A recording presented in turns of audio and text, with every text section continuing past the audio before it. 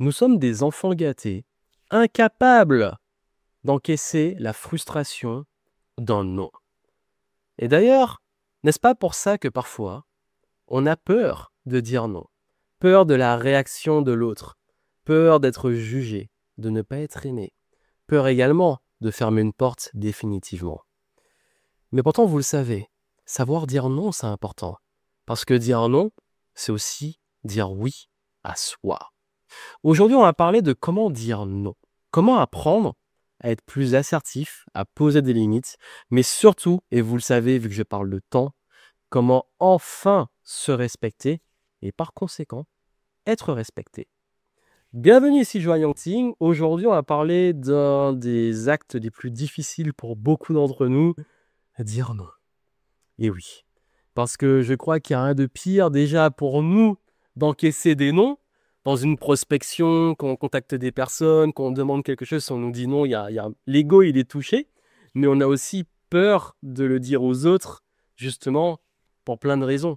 Et ces raisons dont je vais parler, mais aussi et surtout parce que notre plus grande peur, nous, c'est le rejet. Le rejet social, le jugement, etc. Et parce que c'est notre instinct de survie qui est en jeu. Et si vous ne me connaissez pas, je suis Agnanting, auteur de Retrouver votre temps et votre énergie, mon dernier livre en date. Si vous le voulez, vous pouvez le retrouver, où je parle de justement retrouver son temps et son énergie. Une approche justement personnalisée de l'organisation qui vous pousse à comprendre comment vous fonctionnez et par rapport à ça, gérer votre vie, vos affaires, en fonction de votre mode de fonctionnement, en fonction de votre profil de personnalité que vous découvrez dans le livre. Je vais essayer de découvrir tout ça. Mais l'idée derrière, c'est que depuis maintenant plus de 15 ans que j'accompagne sur l'organisation, la productivité et tout, avec une approche personnalisée, je vois que ce que je passe le plus le temps à dire à mes clients, c'est apprendre à dire non. Non à ce qui n'est pas prioritaire. Non à toutes les idées qui les dispersent. Non aux personnes qui les sollicitent tout le temps alors que ce n'est pas le moment. Non aux projets qui les dispersent par rapport à un projet principal. Non vis-à-vis peut-être de personnes qui veulent devenir clients chez eux, mais qui vont leur apporter que des problèmes. Mauvais payeurs, mauvais clients comme on appelle, qui prennent de l'énergie et qui ne payent pas. Les choses comme ça. Bref, apprendre à dire non. Et je me rends compte que c'est le sujet, c'est un conseil que je donne le plus souvent et qu'on travaille le plus en profondeur parce que c'est presque viscéral. Et c'est pour ça qu'on pourrait se dire, mais ouais, mais c'est bien, il faut juste apprendre à dire non. Et on le dit beaucoup ce conseil. Apprenez à dire non. Dans la pratique, c'est beaucoup plus difficile. C'est difficile parce qu'il y a la peur de manquer une opportunité. Est-ce que si je dis non là, je ne manque pas quelque chose qui aura des conséquences? Il y a la peur aussi de créer un conflit. Si je dis non, est-ce que je ne perds pas un contact, une amitié, une relation? Ça va pas créer justement quelque chose qui va créer une amertume et qui va avoir des conséquences sur mon réseau. Si je dis non, est-ce que je ne vais pas aussi être jugé, ne pas être aimé? Parce que j'ai dit non, du coup, on va moins m'aimer, on va peut-être moins me respecter. Autant de choses qui font que dire non, parfois, surtout d'un point de vue social et d'un point de vue image sociale, ça peut avoir des conséquences dans notre imaginaire. Mais également, même sur le plan, on va dire, des projets, dire non à un projet, c'est se couper peut-être d'une super opportunité future dans nos projets. Dire non également c'est se couper de la nouveauté, donc de l'excitation d'une nouveauté, alors qu'on est peut-être lassé sur un autre truc. Donc en fait, il y a toutes ces choses-là qui font que ça travaille au fond de nous et ça travaille aussi des peurs qui sont viscérales, des peurs qui sont ancestrales même par l'aspect social, des peurs qui sont parfois aussi profondes et même ça peut toucher même un syndrome d'un imposteur, ça peut toucher un masque qu'on peut se donner, ça peut toucher aussi des peurs pour ceux qui ont vécu, que ce soit des abandons, des rejets, des choses qui remontent. Donc tout ça qui fait que oui, dire non, c'est pas pour notre inconscient et notre cerveau sans conséquence. Mais pourtant, je vais dire une chose. Dire non, c'est la meilleure preuve de respect pour vous, mais aussi pour les autres. Ça, je l'ai appris dans un engagement que j'ai pris par rapport à moi, les choses sur lesquelles je dis non, en point de vue extérieur. C'est que je dis non quand, ça ne respecte pas mes valeurs. Parce que de toute façon, si ce n'est pas en cohérence avec mes valeurs, ça ne va pas créer une association, une entente qui sera viable. Je ne serai pas aligné. Et en plus, je me rends compte que dès que je fais un truc qui n'est pas aligné avec mes valeurs, c'est très rare, mais les rares fois où je l'ai fait et qui m'a enseigné cette leçon, ça se passe mal. Donc du coup, déjà le filtre des valeurs, il aide à mort. Il y a également le filtre de la compatibilité. Dire non à une personne ou un projet qui n'est pas compatible avec moi. Et ça, c'est OK. C'est pas la personne est mauvaise ou le projet est mauvais, c'est juste que ça correspond pas. Dire non aussi à un engagement qui n'est pas compatible avec mon agenda. Parce que parfois, simplement, ben, j'ai pas le temps ou l'énergie, et si je dis oui, je pourrais pas le faire bien. Moi, j'ai un engagement même personnel en termes d'excellence qui est que je dis oui que si je sais que je le fais bien et je le fais à fond.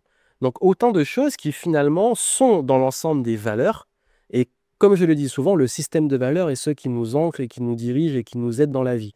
Donc ça, je pense qu'il faut aussi avoir cette notion qui fait une différence d'être OK que le non est avant tout aussi un respect de soi, dans son soi le plus profond. Mais c'est aussi un respect des autres en les engageant pas sur quelque chose sur lequel on n'est pas à fond et en ne les engageant pas sur quelque chose qui n'est pas compatible avec eux. Et ça aussi, c'est extrêmement sain. De plus, de mon expérience, je me rends compte que quand on apprend à dire non de la bonne façon et tout, ben on se rend compte que finalement, dans la majorité des cas, ça se passe bien et qu'on est plus respecté. Parce que savoir dire non, pour moi, en fait, c'est aussi une marque de qu'on se respecte, les autres nous respectent plus. Ceux qui vont pas respecter votre non, c'est l'intro que j'ai faite, ce sont les enfants gâtés qui sont incapables de gérer la frustration et ces gens-là, vous voulez même pas collaborer avec eux. Vous ne voulez pas. Donc c'est pour ça que, ouais, c'est OK d'avoir ces noms et c'est OK justement de pouvoir, vous, avoir cette marque de respect en termes d'intégrité envers vous et envers les autres. Alors bien entendu, il y a plein de façons de dire non. Il y a le non peut-être, de capacité, parce que vous n'avez pas les capacités, peut-être les compétences, le temps, les ressources, voilà, temps, énergie, compétences, et cetera. Bref, vous n'avez pas les capacités, les ressources pour cela, donc le non, il est justifié. Ça peut être un non de timing. C'est pas le bon moment, donc on peut différer, ou alors c'est simplement en termes de timing, pas adapté à votre timing régulier. Ça aussi, c'est OK. On a le non d'alignement dont j'ai parlé par rapport aux valeurs compatibilité. Donc on peut l'amener de façon beaucoup plus diplomate, pas dire ça quand on met les valeurs. Par exemple, on peut dire simplement que je ne pense pas être la bonne personne, ou voilà, simplement que le projet, voilà, il est bien et tout, mais je ne pense pas être la bonne personne pour ça. Donc simplement, voilà, vous mettez pas l'autre en cause, c'est pas l'autre qui est pas le bon projet, la bonne personne, c'est vous qui n'êtes pas la bonne personne parce que c'est vous qu'on a sollicité. Ça aussi, c'est OK. Encore une fois, je répète, c'est OK parce qu'il faut comprendre que c'est OK de dire non. Et bien entendu, on a aussi le non qui est un petit peu plus franc. Donc c'est le non un peu plus franc et direct, tout simplement, on va dire non sans rentrer dans des longues justifications. Ça va être très concis, voilà. C'est pas le bon moment, ou je suis pas la bonne personne, mais certes, ça on l'a déjà dit, mais aussi simplement, bah, je vous aide de trouver les bonnes personnes, les bonnes ressources, etc., ou le bon timing.